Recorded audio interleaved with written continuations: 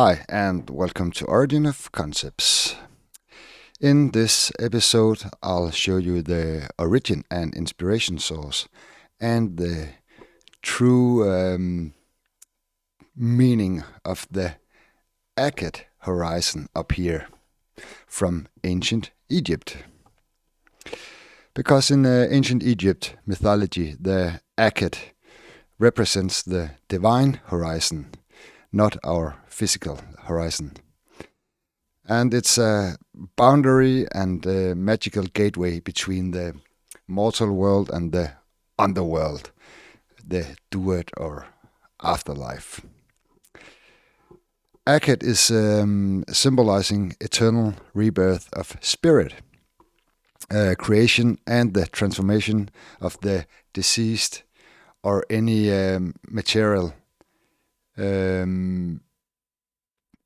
back to spirit, forth and back from spirit. You know, the creation and the return back to spirit, the eternal cycle of spirit. And this is the Akhet Horizon is the boundary, you know, where you jump into the mortal world or into spirit, you know, forth and back. And it's the symbol is visualized as the sun disk between two mountain peaks. And it's commonly believed that the Akhet also represented the renewal of the physical sun every day. But I got my doubts, you know. I'm not that big fan of sun worship. But I'll get into that later. And the reason is that the Akhet Horizon was made with inspiration of the Milky Way center, of course. So let's take a look at the Milky Way here. First of all, the Akhet Horizon is visualized by the entire Milky Way center. And let me line it up for you here.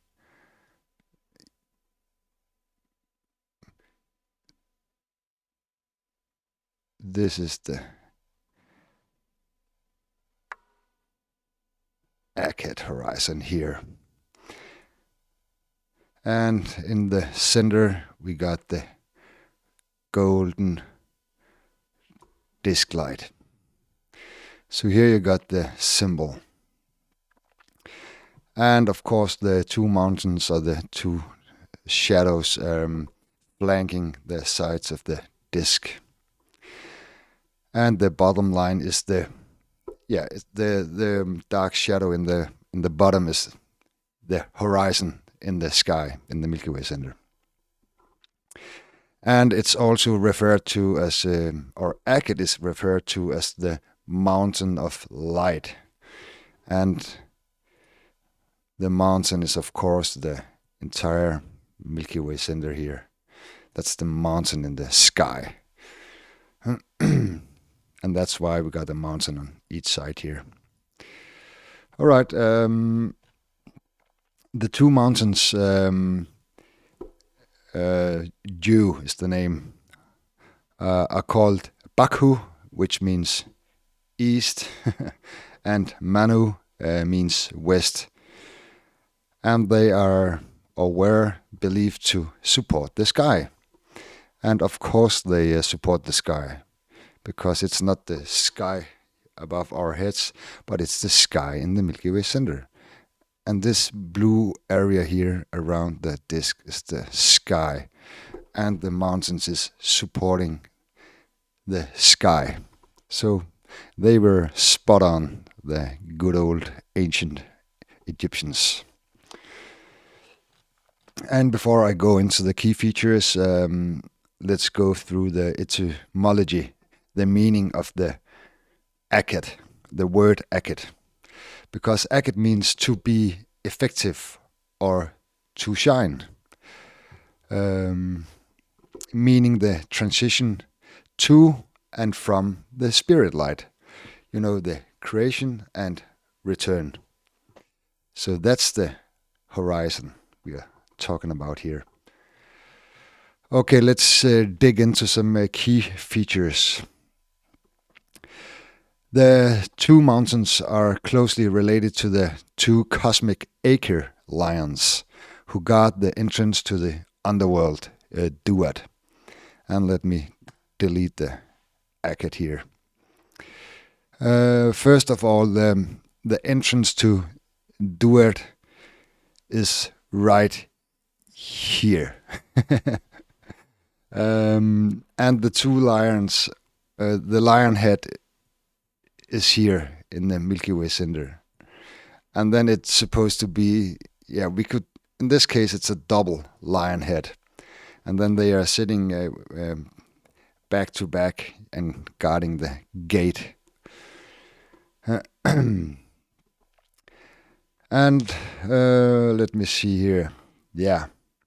And just to point it out, the 12 steps through the Duat are the stripes here. That's the gateway to heaven, so to speak.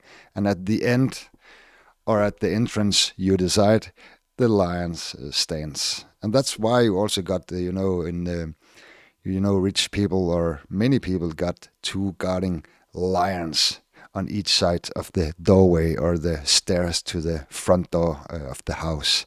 The guardian lions into the divine family home.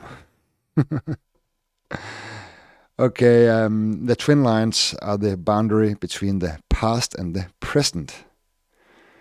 And they are named Sef, which means yesterday, and Duao, which means tomorrow. Yesterday and tomorrow should not be interpreted as literal days, like, yesterday and tomorrow. It's rather an allegory of the periods before creation and after this present life. So before we come here and after we leave here, the mortal realm. So that's very important, because many Egypt texts are translated very literally or misinterpreted literal, and that's not so good if you want to understand the ancient Egyptians. And let's the pharaoh Akhenaten from the Amarna period. His name meaning the horizon of Aten. And that's pretty exciting, because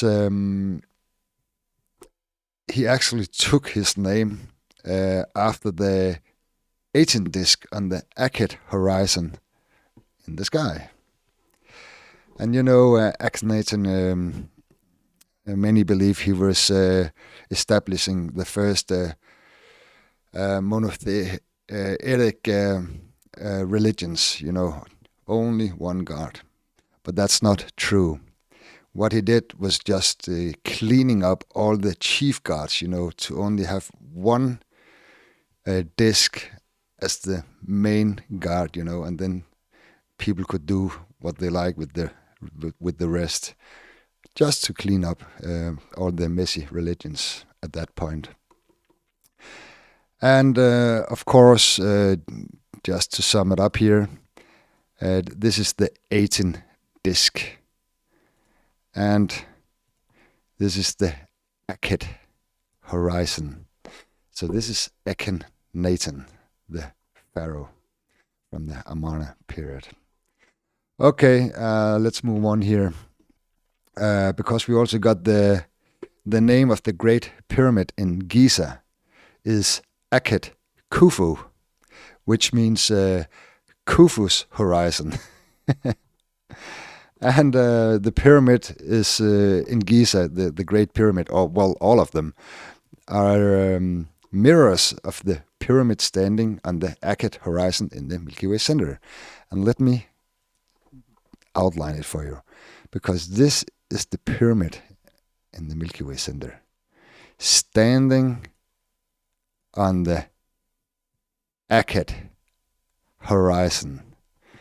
So the King Khufu's, this is King Khufu's horizon, of course, or you can call it a tomb or whatever.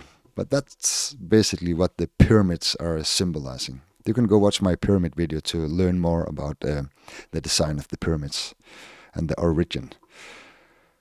All right, and then Akhet is also tied to the annual flooding of the Nile in the Akhet season.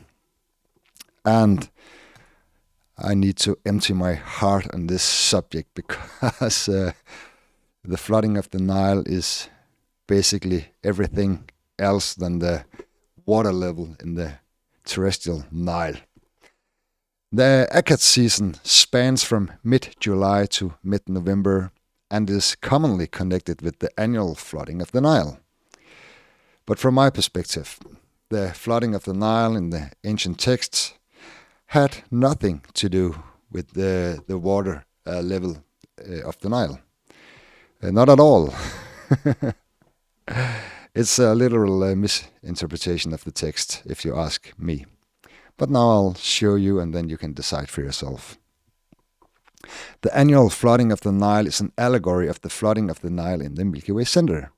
And let me outline the Nile here, because the striped shadow here is the Nile River in the Milky Way center. When the Milky Way tilts in the mid-July or in the Akhet season, the Milky Way stands tall in the spring equinox and until around the summer solstice and start to tilt. In mid-July, it's already started tilting. Then the striped shadow, the Nile River here in the sky, is slowly getting flooded by sunlight and disappears behind the sun until around the winter solstice. And when it comes back, we celebrate Christmas. So it slowly starts to fade out behind the horizon and behind the sun for a period. And this is very important. In the Akhet period, right after sunset, the striped shadow touches the horizon. And the Isis figure, the silvery shadow, let me outline her here.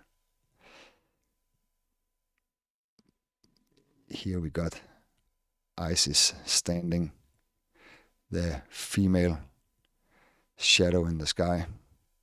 And at this point, the horizon will be like this, or maybe a little closer to the striped shadow, but you understand. She is standing tall on the horizon, and the striped shadow is the tears of Isis. The flood she creates, the flooding, mourning the death of Osiris, her husband, which is, by the way, the entire Milky Way center here. This is Osiris, is a personification of the Milky Way center. And he is slowly disappearing into the afterlife, behind the sunlight. And he won't come back, he will never come back again, so to speak. Well, not before Christmas, around winter solstice. And the myth tells that the tears of Isis flooded the Nile. But it was not the terrestrial Nile here on Earth, it was the Nile River in the sky. Okay. In the final stage of the Akhet season, the Egyptians celebrated the Koyak festival, which was a tribute to the death, mummification, and resurrection of Osiris. And of course, most important, the raising of the jet pillar, the coming rising of the Milky Way, which symbolizing renewal and cosmic stability. When the Milky Way has tilted and is laying flat on the horizon at around December 25th, it start racing again. And then the jet pillar is racing, you know, and Ra and the Horus child is being born. And then the cosmic balance is put in order. You know, the annual cycle of the Milky Way starts over, and the moth feather is has done its work. You know, cosmic balance. And basically, the Koyak festival is what we know as Halloween in modern times. The golden pumpkin disappears behind the sunlight, and we can't see it before Christmas. So, yeah, it's not an Egypt festival. It's from the Celtics, and then the Americans, boosted a little bit, and now we got it all over Europe. Okay, the hymn to the Nile papyrus text is often used to back up the flooding of the Nile narrative. In reality, the text is a hymn to the god Hapi, which is also an entity based on the Milky Way center, and not the terrestrial Nile. And all other texts are funerary texts. And who the hell would write technical information of the water level of the Nile to their loved ones, you know? Imagine a tombstone inscribed with the words, always remembered in our hearts and never forgotten. And by the way, your car tires should have like 4 psi for smooth driving. No, that's literalism, morphed into a kind of technical religion. You know, it's crazy. Well, but I hope this makes sense for you. But when all comes to all, the Akhet Horizon here are the Milky Way center. And I'll just draw it here. Here you got it. The divine light, the spirit light, the manifested spirit in the Milky Way center.